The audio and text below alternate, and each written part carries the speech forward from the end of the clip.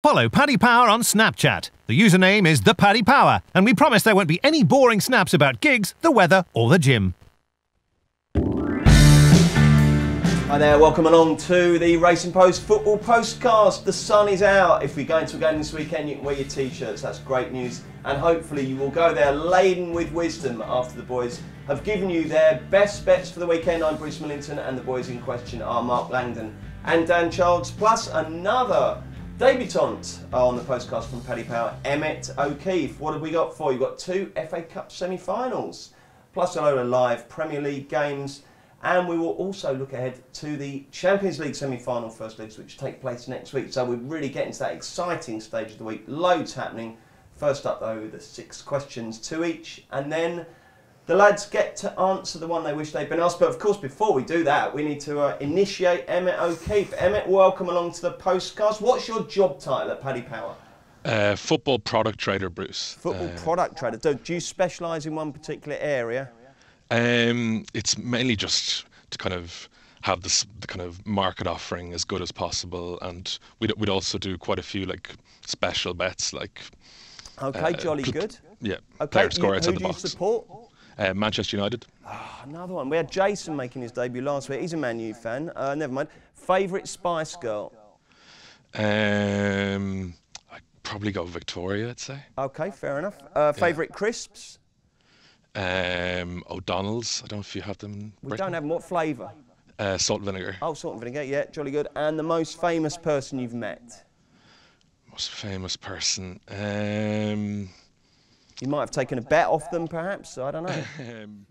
Probably Brian O'Driscoll, the rugby player. I don't know if you've heard of him. Yeah, very much so. Of course we have. Yeah. No, you've pulled one out the bag there. Okay, Emmett, welcome along to the postcast. You are very welcome. We look forward to having you on. First up then, Mark Langdon. I'm going to ask you this one. Any quibbles with the PFA team of the season? Before you answer, I'll just run through it. De Gea in goal, Walker, Otamendi, Vertonghen and Alonso.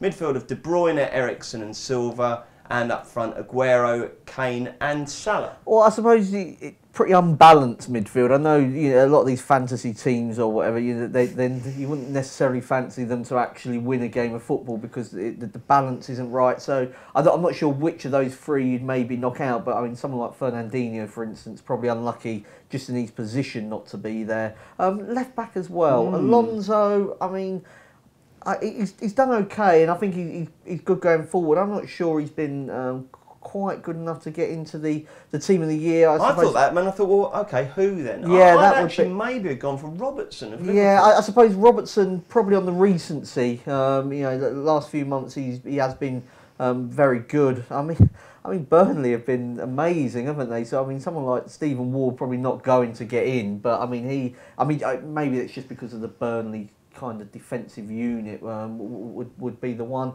I mean, Ben Davies probably part of one of the best defensive lines in there, and Ashley Young. I mean, Ashley Young.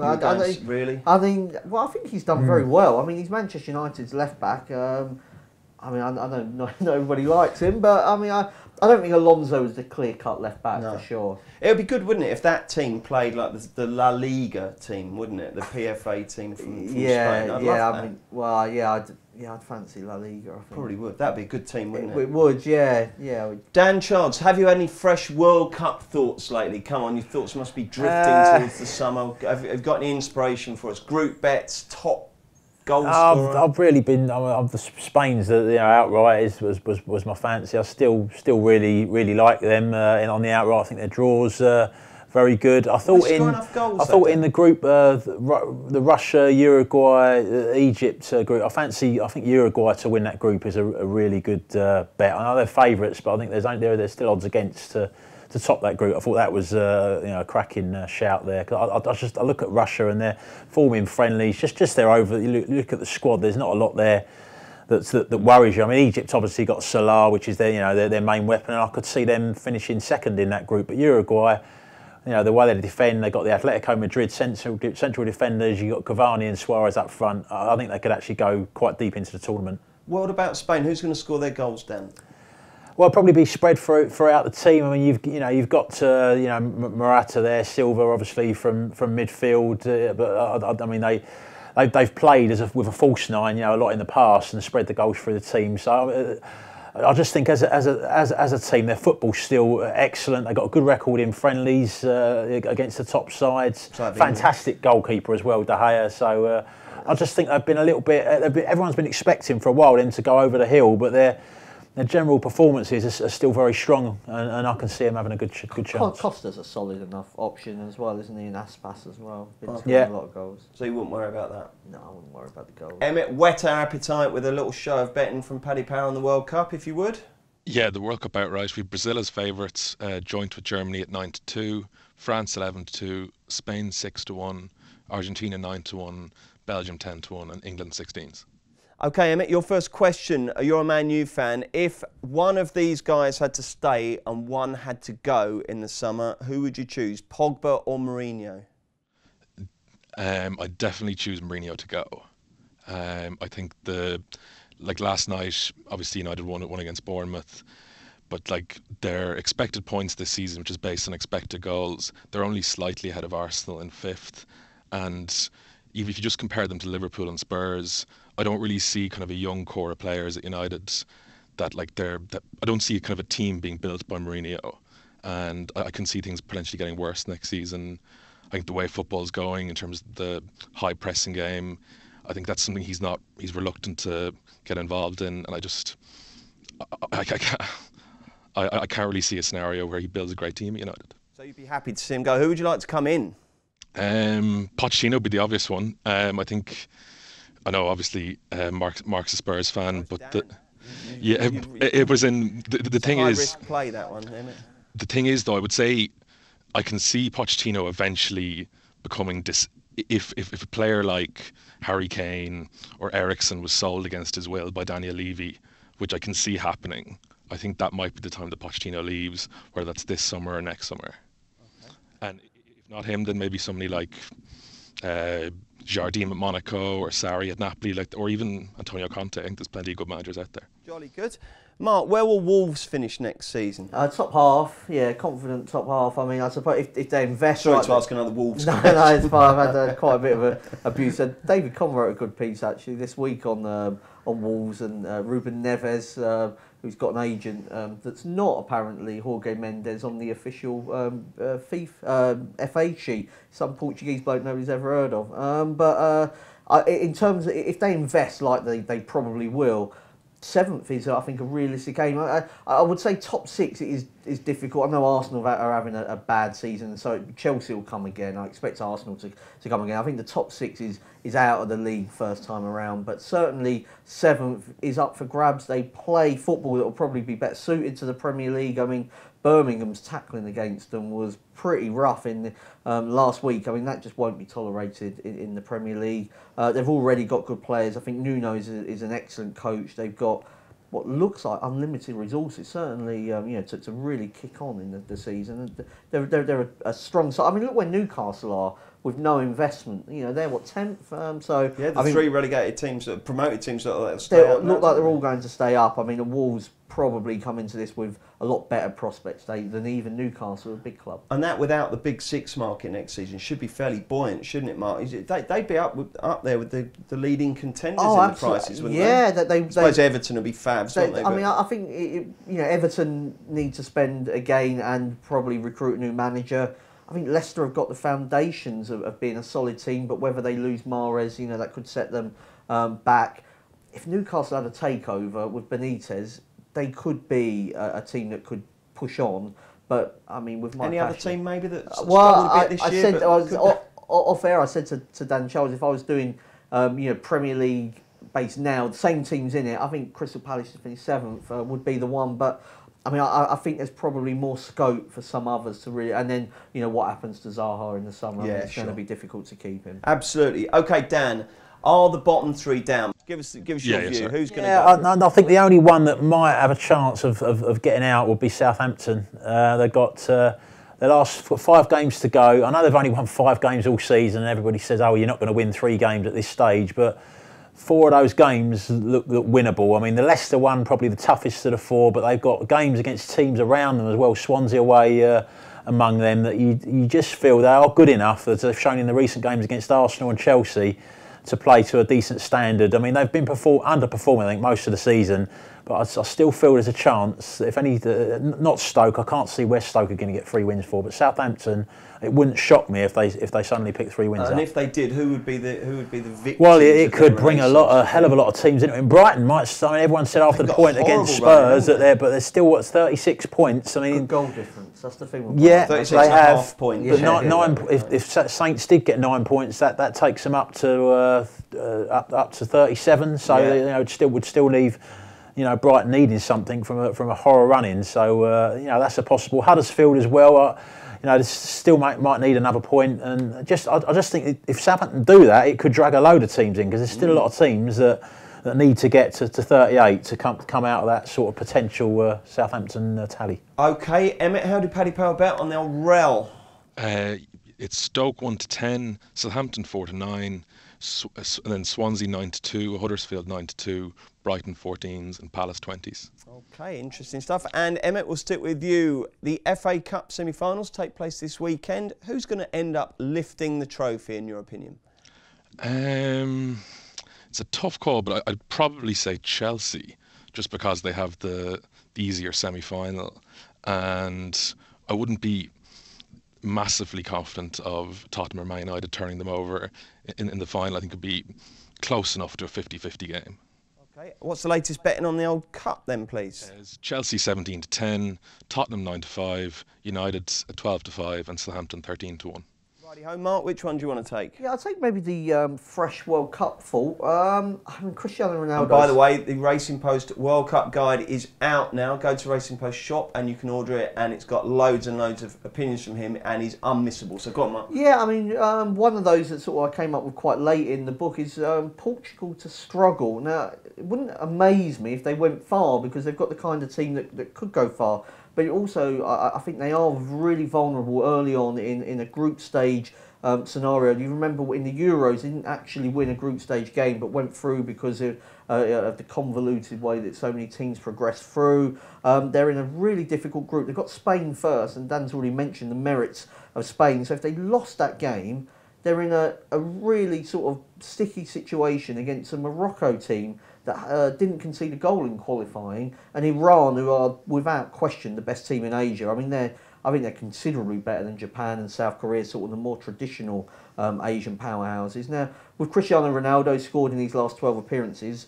obviously that gives them a good chance. But they are a team that plays not to lose matches rather than to try to win them. And when you do that, you do run the risk of being involved in nil-nils, and a costly draw could knock them out of the competition. So a bit of Portugal not to qualify? Yeah, I mean, and again, it's one of those where if they get through, they're a good knockout team. I'm just not sure they're a good group stage team. And like I say, they could be sort of really under pressure if they lose that opener to Spain. Blimey. And everyone would be absolutely mortified for Ronaldo, wouldn't they? Yeah, but also... No one would find that remotely funny, would they? Well, if you have a look as well, Bruce, the last 3 European World Cup winners have all had a disastrous next World Cup, and European champions don't have a particularly brilliant record in tournaments after that either. I think because what tends to happen is you hit a peak, and then and Spain obviously were an exception to that, and France did as well. But generally speaking, that team that wins a tournament is the absolute peak, and then you start to hit the downgrade. Okay, Dan, which one do you want to take? I'll take the Wolves one. I'm not as sold on their certainties for sort of top half next season. I just a few things I've mentioned. I mean, Neves, has been a lot of talk this week that Liverpool were in the Portuguese press that Liverpool are lining a move up for him in the summer, and whether that could go through or not. I just think keeping some of their players is going to be a challenge as much as adding to what they've got. I mean, if they did lose him, I've watched him a lot this season. When the few games he hasn't played, he really does make them tick, and it would be a massive hole he would leave there. And just some of the teams that you mentioned there, Everton, I think have got a lot of scope to improve. Newcastle, I think the takeover, every chance that could go through. Now that they're safe, I mean, he was holding off, I think, Mike Ashley because of the precarious situation, and the bid was probably factored in the fact they might go down. So then now's the time for him really to sell. Palace, as has been mentioned, could have a much better season. Leicester are still, strong. If they lose Mahrez, but they've got Diabate, who looks a very good, understudy there. And you can't underestimate the teams that have been in the Premier League. 3-4 years or more, and that money that they've got that behind them, they are well established, and it's not easy. And even teams coming up alongside them, if Fulham go up alongside, they've actually got more points this year than Wolves have got. So they could kick on if they went up. Villa are a massive club if they went up as well. So I'm hoping Fulham do go up because I want to see Sessegnon and Kearney. Well, yeah, I mean they could. You look at the team they got at the moment, the football they play as well. Yeah. I mean their football's well suited to the Premier League as well. So if they go up, I mean they might have a good season as well. So you'd be wary of the Wolves. Okay, and Emmett, which one do you want to answer? Yeah, I'll take the fresh World Cup fancies. I'm kind of I know obviously they've home advantage, but I'm shocked how short Rush are in the outright market. It's almost as if something dubious like refereeing or something else is expected. There's no way that's going to happen, mate. No way that's going to happen. So yeah, I think Egypt are a solid bet to qualify at 6-4, and also I think Belgium at 8-11 to top that group against England. I think if they played tomorrow, I think Belgium would be shorter than that in the draw no bet prices, and I think Belgium are definitely a better team than England, to be honest. Do you like Belgium on the outright, Emma? Because I've been backing them quite a lot lately. I know they might have the strength and depth of some of the teams that are a bit shorter, but that first 11's bloody good, isn't it? That's it. The two things that worry me would be the Martinez-Henry combination as manager and assistant manager. I wouldn't be that confident in, but having said that, there aren't exactly that many outstanding international managers, and also just their kind of general squad unity. I don't know if you saw the Chelsea Tottenham game, Vertonghen put an absolutely terrible tackle on Eden Hazard, nearly a leg breaker, and just was kind of surprised at that, given that if Hazard went down, probably Belgium's World Cup chances are probably gone. And there was a kind of off the field incident between Courtois and De Bruyne, which didn't sound that good either. So, and they've a bit of a hit. Oh, nice. Sound like the new Holland, don't they? Goodness gracious. Developing history for years now. If you look at their squad and their players, and it all looks great, but they never seem to be hitting the heights that are expected. I mean, obviously the last time being against Wales at the Euros, so I'll just be a bit wary. They don't seem to, match the sum of their parts. Yeah, I take that on board, but I just think the parts are very good indeed. Yeah. Thank you very much, chaps. Let's look at the live action next. Success ain't earned, it's bought. That's why at Paddy Power, we paid the big bucks for the best tech nerds in the world to develop our new, fastest ever app. Download the new app from the App Store or Play Store now. 18+, begambleaware.org. OK, Saturday used to be match day, but it's all gone a bit mad lately. There seems to be one Premier League game every single day, but there are 3 games to get stuck into on Saturday. There's a live Premier League game between West Brom and Liverpool, kicking off at 12:30, and then we've got the Cup semi-final at Wembley, Man U Spurs, and in between times, not on telly, the only 3 o'clock game, Watford Palace. So we'll start with West Brom versus Liverpool. West Brom, obviously, 2 highlights to their season, beating Liverpool away in the Cup and beating Man United last week away, which nobody foresaw. So what price are they to spring another surprise against Liverpool this Saturday, Emmett O'Keefe? It's a 5-1 West Brom, 10-3 the draw, and Liverpool 4-9. Mark, can you see any way that West Brom's lingering flicker of hope in the Premier League can continue here? Well, I mean, it's probably the ideal time to play Liverpool. I mean, Tottenham's draw Brighton on Tuesday means that, another strong suggestion. Liverpool will finish in the top 4, so they can concentrate on this Champions League game they've got against Roma coming up. So that would be the hope. Last time Liverpool rotated the team, drew 0-0 at Everton. It was a poor performance, really. It was a poor game. Solanke and Ings not quite up to it. So they would be the hopes. But I still think that there's a big enough gulf here for Liverpool to win the game, but maybe not handsomely. So I was thinking Liverpool to win by 1 goal. 6 of West Brom's last 9 defeats, even some of those under Pardew, were by 1 goal. And they lost 3-2 at Man City, at home to Man City, 2-1 at home to Manchester United. So reasonably competitive. It was only Chelsea who blew them away. Darren Moore set West Brom up pretty well at Old Trafford. And I think they'll give a respectable show, albeit in defeat. Jolly good. Daniel Childs, what's your view? I can't see past Liverpool, really. I was quite. I know that the Everton game that was between the 2 Manchester City matches where he rested quite a few. He might rest a few again, but I was impressed with their focus after they played the second of the City games when they played against Bournemouth and flew out the traps, scored early, went on to win comfortably 3-0. I just think West Brom, it was more about, they played very well at Old Trafford and took advantage of Manchester United, but I thought Man United were woeful and just weren't mentally right. They looked like a team that were basking in the glory of the victory at Manchester City and just didn't have their minds on the game. So I wouldn't think that West Brom are suddenly that much better than they have been all season. I think Liverpool, even with a few changes, will be much too strong. What I would say is they do concede a few goals, Liverpool. They've got 1 clean sheet in the last 4 away. That was at Everton, where Everton did have a few good late chances. So I could see West Brom play with a bit of freedom now and maybe nicking a goal. But Liverpool to win and both teams to score is the angle I've gone for, 21-10. And what's your angle, Emmett? Yeah, I think it's a hard game to call. I could see Liverpool leaving out at least one of the front three, given they had the Roma game on Tuesday. If Salah does start, there's like 10-11 and 4-5 available on him scoring any time with a couple other bookmakers, which I think is worth taking. But if I think I'd take a chance at under 2.5 goals, just because I can see West Brom setting up defensively, and Liverpool may rest at least one of the front three. Okay, FA Cup time, 5:15. It's Emmett versus Dan and Mark. Man United versus Tottenham Hotspur. I guess from the running order, Man U are the home team here officially. They are officially. So Spurs have got the away. That's the biggest load of bollocks in football, isn't it? Who's got which dressing room? I can't have that at all. I'm sure, unless one is like a ramshackle old thing that's outside, and the other is like, you know, lack of luxury. I don't know. I haven't been in either of them, so I don't know. I can't see it matching. I've been told they're virtually identical. Well, you think so, wouldn't you? Yeah. And yet everyone will go on about that. Yeah. Anyway, what's the latest betting, Emmett? It's 23-10 United, 23-10 the draw, and 11-10 Tottenham. Blimey, Tottenham are short, aren't they, Mark? Yeah, I mean, absolutely. I mean, this is being factored in as a Tottenham home game, and I'm not sure that it is. We don't know. There just isn't enough evidence to know either way as to whether this is a real... What is home advantage anyway? I mean, it's probably a combination of many little things, and some of them like home comforts and being in familiar surroundings, I understand, but it's not going to feel like a home game with half of Manchester United fans there, for sure, for Tottenham. And when the betting first opened for this, it was almost a 5-6 each or two to qualify, and I thought Tottenham were the bet at that price. Now, I feel like United draw no bet at 6-4 with Paddy Power. Just looks too big in a game between two teams of similar ability. Maybe Tottenham are slightly better. They certainly are on expected points, but on actual points, it's Manchester United.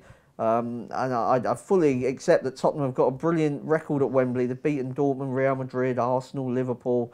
But I still don't know if this is a home game for them. And at the prices, 6-4 United draw no bet just looked too big to me. I couldn't agree more. Dan, what about you? Yeah, I don't think it is a home game. I think it's... when I look at the often bets lower down the leagues, I often target matches where a team will take a big away following, and it tends to work for me when an away team has half the crowd and they often perform a lot better. I think it's down to the support in the main. There's a little things like how the pitch conditions are. If the pitch is maybe a bit dodgy and you're more used to it at Wembley, that's not going to matter anyway. Good pitch.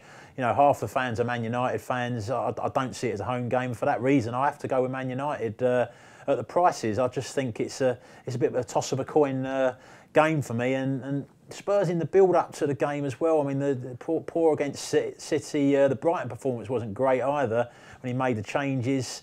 And probably one of the best player against Brighton, I thought, was Toby Alderweireld, and there's a lot of talk that he's going to come back out of the side. I thought he was superb, and I think they're going to miss him if he doesn't play in a big game like this. Any slight concerns about Harry Kane's current form? Yes, he doesn't look as sharp as he was, no doubt about it. And the fact that he took him off at Brighton was an example of that. He didn't look quite right to me, and they brought him back. Probably. At his will to come back quickly and try and chase Salah down in the boot. I know he's got two goals, maybe one in the last couple of games, but he's not playing that well. And but for me, it's a toss of a coin game, and I'm led by the prices. I agree totally, Mark. The draw's a big runner, so 6-4 draw no bet is a really good bet. I mean, they said last year that Vaughan was going to play in the semi-final, and then he got injured. He's played in every FA Cup game so far. No news yet on who his goalkeeper is going to be. Lloris hasn't had a had a great sort of couple of weeks, but you'd still, if you're back in 11 to 10, you'd rather see the French captain in there than... Will Romero play? No, Romero's injured, so that's a boost in terms of Mourinho won't feel maybe obliged to pick Romero. So I'm assuming it'll be De Gea. They've got the young Portuguese goalkeeper as well, but I mean, I can't imagine he'd throw him in. No, so yeah, United have got issues at full-back and defensively, but I mean, I think that's more than factored in the prices. Emmett, the two Spurs fans both think that at the prices, you've got to go with Man U, draw no bet. What does the Man U fan think? Yeah, I definitely agree with the lads. I'd be just concerned about Tottenham's recent form as well. Is this weight of money then that's left you to skew the prices so much in Tottenham's favour? Or? Yeah, I think it's the expected goals thing as well. Like based on, again, come back to it. Tottenham are rated 14 points ahead of United in expected points, and I think that would be the reason for the discrepancy, as well as Tottenham potentially having home advantage.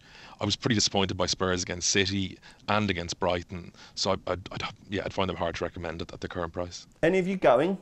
No, I'm a wedding party afterwards, so no. But I've got to find a pub with the wife to watch it in somewhere. I hear from our host on Saturday night that there's a couple of people will be attending. I got a message saying don't feel like you have to not go. But it was more indoors. Well, yeah, I didn't want to leave. Say you'll meet me on the train. I'll be there about 9:30 or something. And you're not going down? No, I'm going where you're going. We're going which Palace Watford, aren't we? Yeah, we'll do that in a minute. And I'm sorry, Emmett, we didn't get a bet out of you for that game. I'd be the same as the lads. Tottenham draw no bet. Okay, right then. So normally we do a Saturday roundup. We'll go through all the non-televised 3 p.m. games. That won't take long because there's only one. It's Watford versus Palace. Emmett, how do you bet and who do you think will win? It's Watford 9-5, draw 11-5, and Palace 6-4. I'd want to decide with Palace. I've been very impressed with them, and as I think everyone knows, they're a different team with Wilfried Zaha and the team. The only thing that would slightly dissuade me is that I don't think Mamadou Sakho has been quite as good as he was last year. I thought he was a top 6. Very true. Thought he was a top 6 centre-half last year, maybe even top 4, and I don't think this year he's been quite as good. So I'll go for over 2.5 goals at 11 to 10. It's clicked in 5 of Palace's last 7 away games and looks a reasonable price. Charlesy, what do you think will happen here? Yeah, I think the over sounds a good shout, but just at the prices, I think this is a very, very even game, and I would edge towards Watford just at the prices. I mean, I've not actually seen the last 2 home games, but I've watched them at home all season. I've had people that have gone to the games, the defeat to Burnley when they lost 2-1 and dominated a lot of that game, and Bournemouth, the 2-2 draw when they were pegged back in injury time. And I've been told that they played quite well in those games. And under Javi Gracia, they've had 5 home games. They've had 3 home wins and a draw and a defeat. In all of those games, they've had the most shots as well. So they are at home. Their home form is completely different to their away form. They were poor at Huddersfield last time out, but they are performing quite well at Vicarage Road. And you compare that to Palace have had 3 away wins in the Premier League all season. Watford 3 home wins in 5 under Gracia. Now that stat alone says to me that Watford as outsiders might be worth looking at. The Palace is scoring a lot of goals at the moment, despite the sort of a lack of a centre forward issue. But they're also conceding a lot. 1 clean sheet in 11 at the moment. So there's that would feed into the overs argument as well there. But so it's another sort of at the prices job. At really, the prices isn't it? Again, like the Manchester United, but I expected Palace to be well fancied, and I thought maybe with that it would be an even book. But with Watford being the shade of outsiders, I'd just go with them. Fair enough, Mark. Both teams to score. I mean, Chelsea there mentioned Palace's dodgy defensive record in terms of not keeping clean sheets, but they look very lively going forward. I think if you concede 2 to Brighton and the chances that they conceded in the second half, I know they got a little bit nervy towards the end. But I mean, Murray's missed an absolute sitter. I know it sort of came to him quite quickly, but I mean that was after conceding 2 goals as well. But going forward, I really like Palace. So yeah, both teams to score. I think it'll be an entertaining game. Lovely stuff. And let's give a quick nod to the Saturday night game in Spain. Sevilla versus Barcelona in the Copa del Rey final. Isn't that 2 legs these days? No, one just leg the one, is it? Okay, have we got betting for that? It's at the Wanda.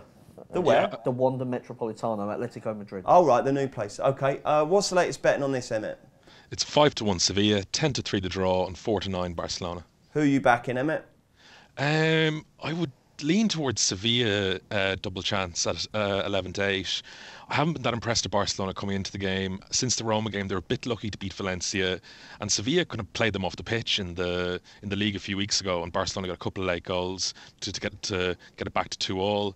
And I can see Sevilla going close in this. Lango? I was looking at Barca and over 2.5 goals. I think Sevilla, that 2-2, they were at home now, a different beast at home. They're capable of collapsing. They're also capable of giving teams a real test. I'm not sure which one will turn up, but Messi and Suarez both been rested for the final. I think that will probably tell in the end. Childsy? Yeah, I'm all over Barcelona here. I mean, Seville, since the win at Old Trafford, they've had no win in 7, so they're on a bit of a very dodgy run of form at the moment. Barcelona rested players for the 2-2 draw at Celta Vigo, including the likes of Messi. So I just think this is a huge game for them. First leg of securing the potential trophy treble, and I think they'll start fast. And Barca half-time, full-time, 6-5 does it for me. Let's get the naps. This will not be beaten. Emmett, I'm delighted to see the strength in depth in the Paddy Power Postcast youth team. You and Jason have both made fantastic debuts in the last week, so see if you can round yours off with a winning nap, my friend. Thanks very much, Bruce. I'll go for Wolves at 10-11 to beat Bolton. I think if Wolves hadn't got promoted, I think they'd likely be around a 4-6 shot to win this match. And as Dan mentioned earlier in the podcast about the travelling fans giving you a bit of an edge, I believe Wolves are going to bring 5,000 travelling fans to this game. Bolton have only won one of their last 10, so I think 10-11 is a reasonable shot. Have you been keeping a nervous eye on some of the websites just to see if there's any stories of shenanigans and late night revelry? I haven't. I hope there hasn't been. Well, I think Accrington have been, haven't they? I think Accrington go to McDonald's just for a normal Saturday, so I don't think that will. Who was the fella who said he lost his car keys and didn't know where he was? It was a brilliant tweet. One of their players, isn't he? I've tried to avoid it. It's breaking my heart. I'm on the wrong side of the latest I underdog. know. Mark. Sorry to bring that up. Who's your nap? My nap is again Sheffield Wednesday versus Reading in the Championship. I mean, Reading still needs something to stay up, but they're down there for a reason because they're not very good. And Sheffield Wednesday have won 4 of their last 6 matches. Of course, this has been a team that's been on the cusp of promotion the last couple of years in the playoffs. They've just been injury ravaged the whole season. They've had like 10, 11 players out, not sort of small players, absolutely key ones. They've got Barry Bannon and Forestieri back now. They won at Hull last week. They beat Reading 3-1 at Hillsborough in the FA Cup earlier on in the season as well. And just seems to have gone a little bit too much in the motivation here. I think Wednesday will look to finish the season strongly, and the new manager looking to lay down foundations for next season. Chef Wed for Mark. Who for Dan? I'm looking at there's a big Sky Bet League 2 relegation battle. Forest Green at home to Chesterfield. Forest Green are evens to win. I think that's a good price. They've picked up a lot since they brought a lot of players in January when they were in trouble. A big recruitment drive, and they've been much better since then. They've had 6 wins in their last 8 home games, so they've beaten some of the bigger teams. I think Notts County among them. Chesterfield are just not finding anything in the battle to stay up. Got 1 point in the last 5 games, 7 points from safety. They've had problems at centre-back all season. Ian Evans trying to get back at the moment to give them a bit more solidity there. But no, Forest Green evens all day for me. OK, someone put out a tweet the other day with all the clubs that say, why does Wilfried Zaha only ever play well against us? And Watford were on there as well. Obviously, they hate him, don't they, from the penalty in the playoff. They'll be booing him. That'll inspire him. Come on, Palace. I'm napping the boys to get 3 points at Watford. OK, competition time every week. We give you the chance to win a free £25 or €25 bet, courtesy of our sponsors, Paddy Power. All you have to do is answer this question and tweet it using the word Postcast. The winner will have the free bet credited to their account. The question is, who scored for West Brom in their 1-0 win over Man U last Sunday? We'll announce the winner on next week's show. The winner from last week is Guy from Huddersfield. Well done, Guy. Follow Paddy Power on Snapchat. The username is ThePaddyPower, and we promise there won't be any boring snaps about gigs, the weather or the gym. OK, welcome back. Let's start with the first of 3 televised games on the Sunday. It's Arsenal versus West Ham. Paddy Power 1-2 Arsenal, 7-2 the draw, 9-2 West Ham. Dan, Would you be in a rush to take 1-2 Arsenal? No, I wouldn't. I just feel at the moment that their season is so much now focused on the Europa League. Got the first leg against Atletico Madrid coming up in midweek, and I looked at the Newcastle game. They went 1 up, and as soon as Newcastle equalised, there just wasn't much of a response then. I mean, the game was even. Newcastle went on to win it and could have even added to the total really in the end. Wenger at the end of the game was saying, I don't know how we've lost that game, but I'm really not sure how he had that assessment. So I just think that the focus has completely gone to the Europa League. West Ham against Stoke, well, that was not a great result, a 1-1 draw. I thought they played with a lot of intensity throughout the game. It would have been a travesty if they'd lost. Yeah, had the better chances. And I mean, at 0-0, you thought there's only one winner here, and then suddenly Stoke went in front. But also quite recently got the draw at Chelsea. Maybe a little bit fortunate to get it, but showed a lot of fight, picked up the point there, and I can see him doing something similar here. The draw price is 7-2, and that's what I'll be taking. Dan's going to take the draw. What are you going to take, Mark? Yeah, I mean, I think I'd just West Ham or draw double chance. I mean, I don't think you want to be backing teams at really short prices when they're not that bothered whether they win or lose. It could be important that they finish 6th rather than 7th, depending on which part of the Europa League they would enter, but they're not thinking about that quite yet. It's all about winning the Europa League, trying to get back into the Champions League. They were, had some scary moments against Southampton at Stoke as well. I mean, it was a dubious penalty award that Stoke had hit the post. I mean, Stoke are a pretty poor team, as West Ham showed it the other week. So, they've had their scrapes in winning their home matches. They've got a brilliant record at home to the lesser lights, I would say that. But, would the team with this motivation, the kind of team selection he's probably going to pick with the game against Atletico coming up, I just wouldn't want to back him. I mean, it looks like a no better to me, but if you want to have a bet, I'd say West Ham or draw double chance. Okay, poor timing, all the people who organise these games, because you've got the Arsenal West Ham game finishing at round about 3:20. You've got the Man City Swansea game starting at 4:30. So they plonk into the middle of that. 3 o'clock, Chelsea versus Southampton in the FA Cup. So it means that you could have given them quite easily 3 clean games with a bit of space in between, but no, it hasn't happened. Anyway, 3 o'clock, Chelsea Southampton, Paddy Power bet 4-9 Chelsea. 100-30 the draw, 11-2 Saints. Of course, they met last weekend. It was 3-2 to Chelsea. Marcus Alonso should probably have been sent off. He got a 3-match ban for his troubles. Mark Hughes got the hump. It all adds up to Chelsea being very short favourites. Should they be that short, Mark? Possibly so. I mean, Southampton have got their minds on other things. Both teams are playing on Thursday, so we're not sure how they're going to come out of that. We're speaking before it, but obviously for Southampton, the game at Leicester far more important, really, unfortunately for them, than this semi-final. But I mentioned it last week when the two teams met in the Premier League. Both teams' to score price looked like the one to be on. I think it is again. Southampton are showing more attacking intent under Mark Hughes. He's got players up in support of Shane Long, which was a problem for them earlier on in the campaign. Cedric and Ryan Bertrand are playing higher up as wing backs, and I think that's definitely suiting both of those. They're really good players that should and could cause Chelsea problems. Defensively, Chelsea not sure about them even before the Alonso suspension. I mean, Christensen's having a bit of a tough time. Who plays left wing back? Well, they've got Emerson Palmieri from Roma to come in, so I mean, I'm assuming he'll slot in there. Cahill's having a rough time as well. You could play Zappa Costa as well on the left if you didn't want to play Emerson. But going forward, I mean, Chelsea showed when they did actually step it up. They only stepped it up for 10 minutes at St Mary's and they scored 3 goals. Southampton, it's obvious to say, but without Van Dijk, I mean, they are not very good defensively, and I think that not selling him in the summer and then replacing him adequately is one of the reasons they are where they are. I think Chelsea will win, but it could be a high-scoring game. I mean, Southampton, got nothing to lose. They can play with a bit of ambition and freedom. BTTS for Lango. Dan, what's your view of this one? I'm very strong on Chelsea. I mean, as has been mentioned, this game is actually the less important game for Southampton in the week. The game of the Thursday night game at Leicester is massive, and I just don't see he's going to have to pick his best team for that game. So that means in the semi-final, you're either going to have the same players playing on that pitch at Wembley, and every chance they're going to tire, or he's going to have to make changes. In which case it'll be a weakened side. So Chelsea, I mean, we don't know what the teams are going to be for them at Burnley, but he can make a few changes and freshen it up a little bit. And I think the FA Cup now is massive for them, has been for a while.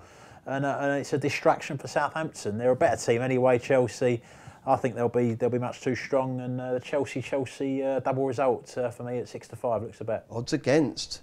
Back to the Prem, 4:30, Man City versus Swansea, a game that is likely to feature the thick end of 1,000 passes for those of us who still spread bet on passes. Which 980 for Man City as well. Yeah, exactly. Yeah, it'll be an absolute pass fest. 1-7 Man City with Paddy Power, 13-2 the draw, 14 Swansea. Of course, Man City don't need to win except for all these records they're going for and my handicap bet.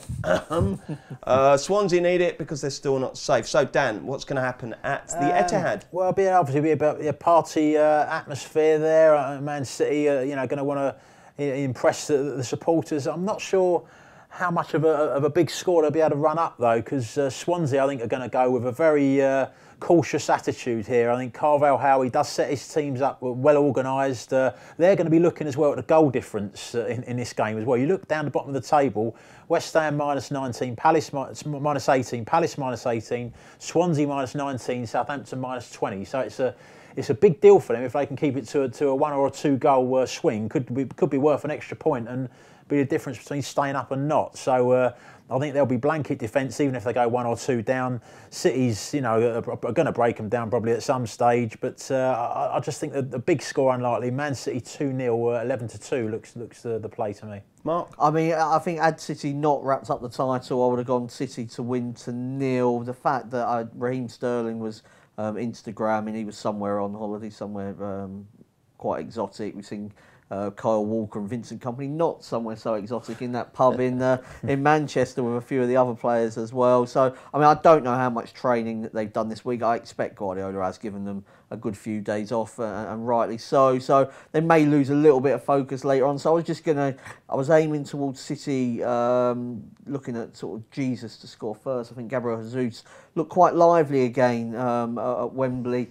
He been a little bit off the ball, but of course he scored first against Liverpool as well in the Champions League, albeit that they went out. It looks like with Aguero still struggling with injury, looks like he'll definitely play up front. He's 16-5 with Paddy Power, which does makes him, I think, a fair each way play as well if you want to go down that route. But I agree with Dan about the fact that they may not be as big a thrashing as what we've become used to. So I just played the first goal scorer. That was the other one with the PFA team. Aguero, definite? Well, I think he's never been in it before, so he definitely deserved to be in one. So I'm not going to rule it. I think I don't want to knock him this year, having been flabbergasted the last however many years he's not been in it. So probably just about deserved. Okay, we've got Monday Night Football, 8 o'clock at Goodison. Everton versus Newcastle. And Dan, you lead on. Blimey, I'm supposed to be doing the Paddy Power PR thing. I've forgotten. Oh, here we go. 5-4 Everton, 9-4 Newcastle, 9-4 the draw. I would be amazed if either of you two tip Everton, but maybe one of you will amaze me. Dan? I think this. I'm not going to tip Everton. I'm going to go for a little bit of, again, a bit against the grain. I'm going to go for overs here because the immediate reaction when you look at this fixture is you actually think, oh, a dour game, not many goals. But I think they played for both clubs on this one, by the way, so give some thought to that. But anyway, go on. No, I think there's reasons to think there might actually be a few goals. Allardyce does need to give the crowd a little bit of entertainment. I mean, they are safe now. Care. I don't know, in a home game... What's he going to do, come on and juggle at half-time? They do... I know the Liverpool game was 0-0, but generally they have been more positive in home games and they do score some goals at home. So I think that they will, try and play on the front foot. I think Newcastle might be a little bit more adventurous than normal as well. Now they're safe in the Premier League, they can actually, play a little bit with a handbrake off. So I just think that there has been a trend when Everton play against the teams not right near the top, that they're more entertaining games when they're at home. So I thought the odds against overs 2.5 goals was decent. I'm going to go with that with 6-5. Paddy Power goes 6-5. Lango? I was going for the draw in this game. Not an easy place to actually win.